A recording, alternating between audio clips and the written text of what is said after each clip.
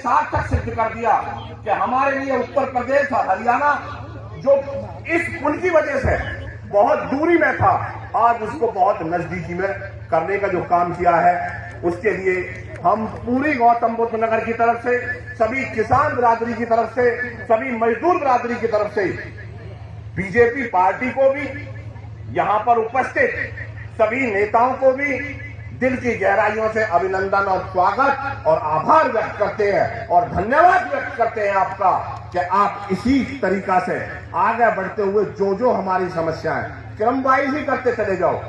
सांसद जी कह रहे थे कि भाई बहुत कुछ हो गया है, ये मत कहो कि तो कुछ हो या ना हो। इस बात के लिए हम कह रहे हैं कि बहुत कुछ हो गया है, लेकिन सब कुछ नहीं हुआ। बहुत कुछ हो गया है, सब कुछ नहीं हुआ है। और हम तो उस बच्चे की तरह हैं कि अगर हम सो जाएंगे तो मां दूध नहीं पिलाएगी, अगर हम सो जाएंगे तो मां दूध नहीं पिलाएगी। मां की कोई गलती नहीं है। हम रोते रहेंगे जब तक कि हमारा पेट पूरी तरीके से नहीं भर जाएगा।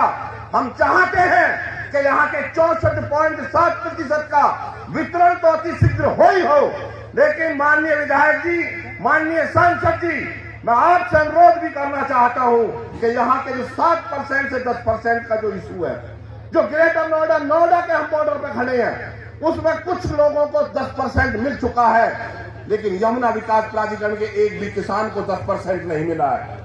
उनको कोर्ट के आधार पर मिला था, हमको सरकार के आधार पर मिला है। उस कमेटी के आप सदस्य थे सांसद जी, और आपने बहुत पैरवी करते हुए हमको 64% दिलवाया। हम आपका इस जनता के द्वारा पुनः फिर आभार व्यक्त करेंगे और हम आपको धन्यवाद भी देंगे। आप हमारा 64% के साथ साथ 10% को भी एक बार जोर लगाकर आगे बढ़ाने का काम करें। यह जनता विकास के लिए, मुझे कहने में कोई दो राय नहीं, गौतम बुद्ध नगर का किसान विकास के नाम पर पीछे हटने के लिए तैयार नहीं है।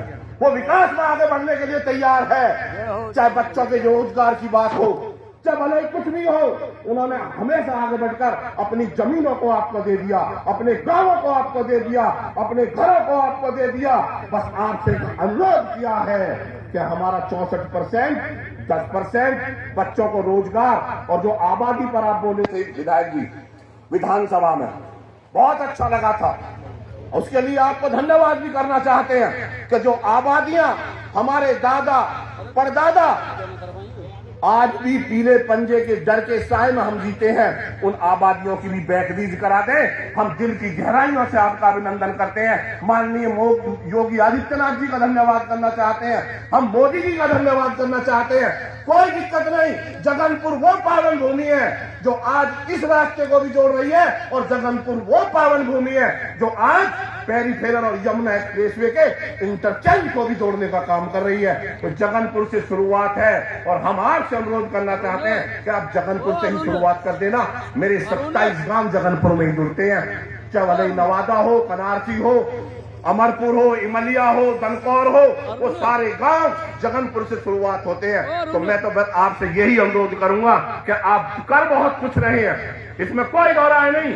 हमने सारी सरकारें देखी हैं, हमने सब कुछ देखा है, लेकिन उम्मीद भी उसी से की जाती है जो देता है, जो चलता है उसी से कहा जाता है कि आप थोड़े से और आगे बढ़ो।